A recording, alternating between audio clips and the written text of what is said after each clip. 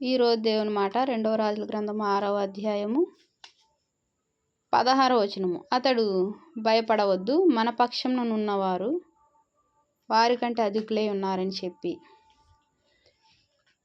మన పక్షమున ఎవరున్నారని ఎలీషా చెప్తున్నాడు. శక్తిమంతుడు, సర్వాన్ని సృష్టించిన సృష్టికర్త, జాలిగల దేవుడు, అన్ని విషయాల్లో ఆదుకునే దేవుడు, అన్ని వేళల్లో తన బిడ్డలైన వారికి మేళ్లతో వారిని సంతృప్తిపరిచే దేవుడు ఉన్నాడని ఎలీషా చెప్తున్నాడు. ఏమని చెప్తున్నాడు ఎలీషా చూడండి. అతడు భయపడవద్దు, మన పక్షముననున్నవారు వారికంటే అధికులై ఉన్నారని చెప్పి. మరి మన పక్షమున అధికుడైన దేవుడు, మరణాన్ని జయించిన దేవుడు, సర్వాన్ని సృష్టించిన సృష్టికర్త, నిన్ను నన్ను వాక్యమింటున్న మనందరినీ రక్షించిన దేవుడు, చీకటిలో నుంచి వెలుగులోకి రప్పించిన దేవుడు మన పక్షంలో ఉన్నాడు. వారికంటే అధికుడైన దేవుడు, బలమైన దేవుడు, శక్తిగల దేవుడు, సమస్తము బాగా చేసే దేవుడు మన పక్షంన ఉన్నాడు. భయపడవద్దు అని చెప్తున్నాడు ఎలీషా భయపడుతున్న పరిస్థితిని చూశాడు. ఆ పనివాడు భయపడుతున్నాడు. ఆ పరిస్థితిని చూసి భయపడవద్దు అని చెప్తున్నాడు. మరి ఈ మాట చెప్పడానికి నీకైనా నాకైనా దేవుని శక్తిని, దేవుని కృపను తెలుసుకున్న వారే చెప్పగలుగుతారు. మరొకరు చెప్పలేరు. ఎందుకంటే ఆయన మీద విశ్వాసంతో, ఆయన మీద నమ్మకంతో ఉండేవారు, ఆయన కృపలను మేలును పొందగలిగిన వారు మాత్రమే చెప్తారు. మరి ఎందుకు ఈ మాట చెప్తున్నాడు? ఆ సిరియన్ రాజు గుర్రములను, రథములను, సైన్యంను పంపించాడు. ఆ పనివాడు లేచి చూసినప్పుడు ఏమున్నాయి? గుర్రములు, రథములు, సైన్యం ఉంది. మరి ఎలీషాకి చెప్పినప్పుడు భయపడవద్దు, మన పక్షం ఉన్నవాడు అధికుడై ఉన్నాడని చెప్పాడు. మన పక్షమున చూడండి,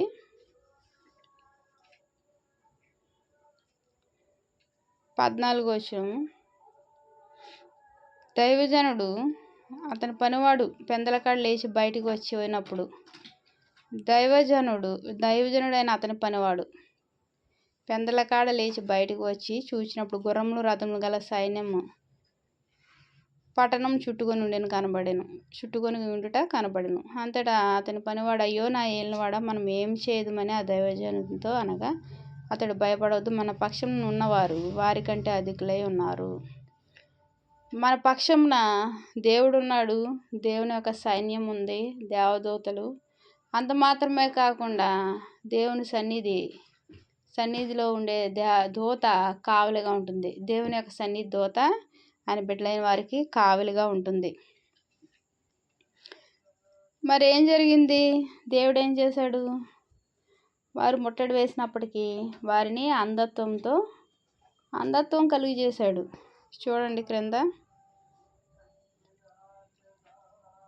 ఈ జనులను అంధత్వంతో మొత్తుమని యెహోవాను వేడుకొనగా ఆయన ఎలీషా చేసిన ప్రార్థన చొప్పున వారిని అంధత్వంతో మొత్తెను. ప్రార్థన చేశాడు శత్రువుల గురించి. శత్రువులు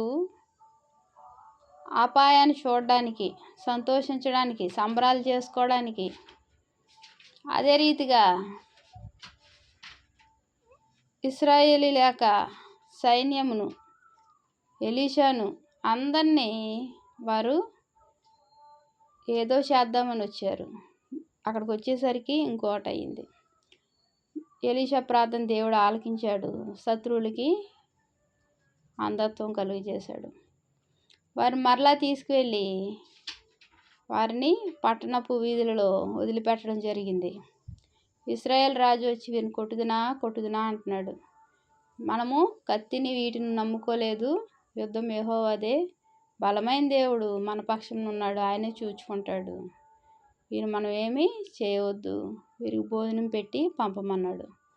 అప్పుడు ఇశ్రాయేల్ రాజు రకరకాల రుచిగల పదార్థాలను వండి వారు సంతృప్తిగా తిని త్రాగిన తర్వాత వారిని పంపించడం జరిగింది. మరొకసారి ఇశ్రాయేలుల రాజ్యం మీదకి, ఇశ్రాయేల్ మీదకి సిరియన్లు మరలా రాలేదు. ఇక్కడ దేవుని కృప ఎంతగానో కనపడుతుంది. ఆయన బిడ్డలైన వారికి దేవుని కృప అన్ని వేళ అన్ని విషయాల్లో ఉంటుంది. దేవునికి వందనాలు. ప్రార్థన చేసుకుందాం. మహాప్రేమ గల తండ్రి, కృపగల నాయన, నీకు ఎన్నో వందనాలు, స్తోత్రాలయ్యా.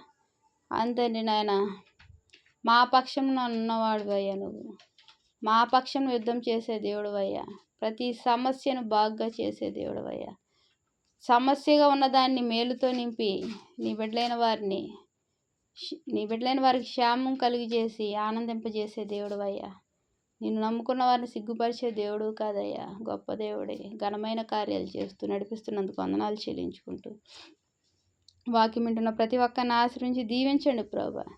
ఏ విషయంలోనూ ప్రభా భయపడకుండా ప్రభా నీ వైపు చూసి ప్రభా ప్రతి విషయంలో విజయం పొంది ప్రభా నీ నామాన్ని స్మరించుకునే కృతజ్ఞతాస్తుతులు చెల్లించుకునే కృపను నా కుటుంబానికి, మా కుటుంబాలకి, వాక్యం వింటున్న ప్రతి కుటుంబానికి అనుగ్రహించి తండ్రి నాయన, నువ్వు సహాయం చేస్తున్నందుకు వందనాలు చెల్లించుకుంటూ నా ప్రభుని ప్రియరక్షకుడు అనే యేసుక్రీస్తు వారి నామంలో అతి వినయంగా బ్రతిమలాడి వేడుకుంటున్నాను తండ్రి. ఆమేన్. Praise lord.